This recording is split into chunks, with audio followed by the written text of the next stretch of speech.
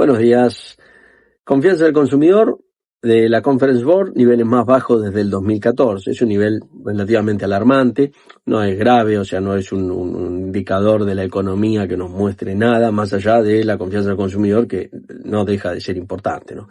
Ahora, ¿cuál es el tema? ¿Por qué se le presta atención a la confianza del consumidor? Porque muchas veces, generalmente, sabemos que la inflación tiene un gran impacto en la confianza del consumidor. Y lo que estamos viendo, bueno, es que si la confianza del consumidor baja, muchas veces es un anticipo de la inflación real, la que percibe la gente, más allá de los índices, que eso los tenemos.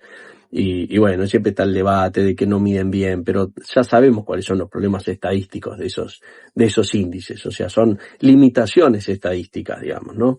Pasa en todos los países. Pero por supuesto pasa cuando tenés inflación. Cuando no tenés inflación no tenés mayores problemas. Japón, ¿qué está pasando en Japón? Tenemos dos o tres cuestiones. Primero, índice de precios al productor, relativamente alto, casi en el 3%, viene bajando los últimos meses, pero 2 o 3 meses, pero sigue en niveles altos. Ahí es un tema de seguir la tendencia, eso es lo que nos indica que, bueno, todo va en línea con que va a haber más inflación, ¿no? O que se espera inflación. Después tenemos un gran desarme de posiciones cortas en el yen. Claro, el yen era un trade en donde teníamos lo que se llama, ¿no?, los trend followers, los que siguen la tendencia. Cuando el trade se mantiene durante un tiempo, como sabemos, toda tendencia tiene 3 fases, así a grandes rasgos, y la participación pública es esta etapa en donde todos se meten, o donde es atractivo meterse, y todos los seguidores de tendencia van entrando. Pasa en el oro, pasa en la plata, pasa en todos los activos, ¿no?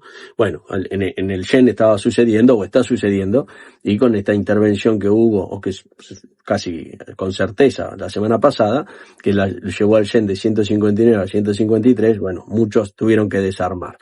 ¿Cuántos tuvieron que desarmar? Y 380 millones de yenes es lo que se habla que se desarmó.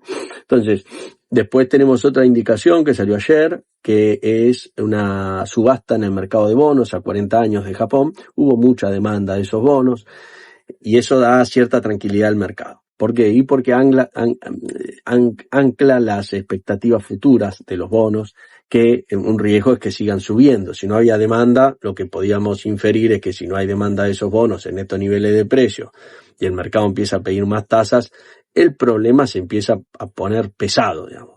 Tasas largas es un problema estructural y de largo plazo. O sea, cuando las tasas largas suben. Por eso siempre van a ver que en los gráficos, o uno más que en los gráficos, ¿no?, en el análisis, que uno muchas veces lo hace en gráfico para simplificarlo o para hacerlo más sencillo, uno analiza lo que sucede a los 30 años o 20 años y lo que sucede a los 5 o 10 años, porque el mercado, por ejemplo, en el caso de la inflación, puede predecir una inflación más alta en el corto plazo, porque cree que es algo cíclico del gobierno y demás, pero en 30 años mantiene otra expectativa.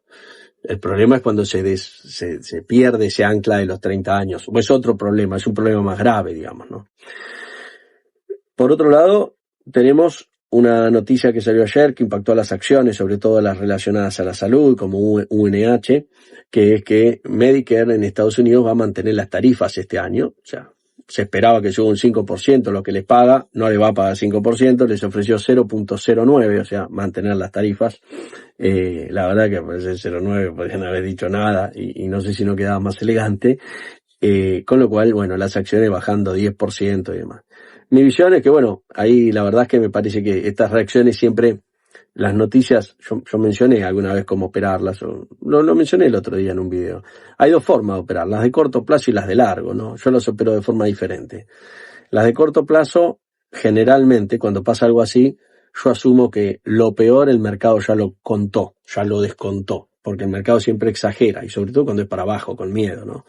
Entonces digo, bueno, ¿cuál es la reacción, no? Y en esa reacción, generalmente si bajó estoy predispuesto a comprar, o a vender puts, digamos. En mi caso yo opero más opciones, digamos, 99% opciones. Con lo cual, mi visión ahí es vender puts, porque generalmente uno aprovecha la prima. Pasó con Visa, todavía tengo las posiciones en Visa, o sea, los puts vendidos. Mañana le hacemos un seguimiento, pero la idea es un poco esa es mi forma de operar, ¿no? Son mis costumbres. Y por otro lado, las noticias de más largo plazo, por ejemplo, caso Irán, crudo y demás, lo podemos ver más tarde cuando veamos el crudo, así no mezclo. Pero esas las opero de otra manera. Bueno, se esperaba un 5% y no hubo mucho. Si analizamos, ahora vamos a los commodities, algunos ratios, si analizamos el precio del Standard & Poor's, pero medido en oro, en vez de medirlo en dólares, lo medimos en oro, estamos en el mínimo de 12 años, ¿no? Estamos en una zona de mínimos.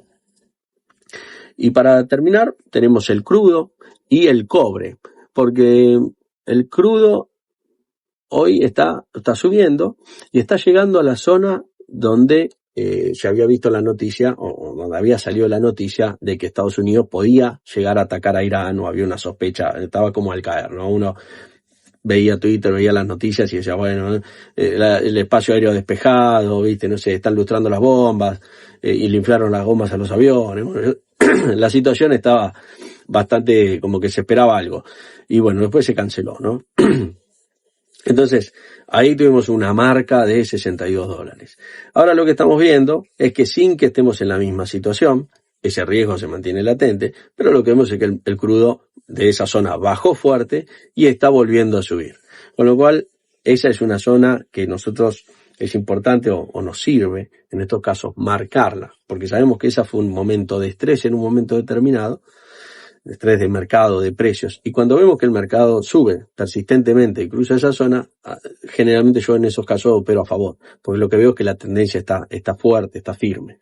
Así como cuando sale la noticia, estoy predispuesto a vender, en el momento, en el día siguiente y demás, como estoy diciendo el caso de UNH o Visa, si veo que llega a esos valores, voy a hacer lo contrario, porque ahí veo que la tendencia está firme, que no es un movimiento de corto plazo, de cierre de cortos, de miedo, de euforia. Es un movimiento de, bueno, ya más analizado, digamos. Así que esa es la otra forma en la que yo suelo operar. ¿Y por qué hablo del cobre? Bueno, porque lo que se está viendo es que si en algún momento seguimos el ratio cobre-oro, claro, con el oro subiendo, ya subió, desde ese momento creo que ya subió $1.000 más o menos, con lo cual un 20% más. Claro, ahora cuando miramos el ratio cobre-oro, parece que el oro está muy caro y el cobre está muy barato.